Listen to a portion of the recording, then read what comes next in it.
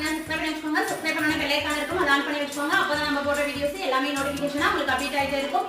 சூப்பரான ஜெசிகா பிராண்ட்ல எம்ல இருந்து டிஎக்ஸ்எல் வரையுமே ஏலைன் டைப் கொண்டு வந்திருக்காங்க.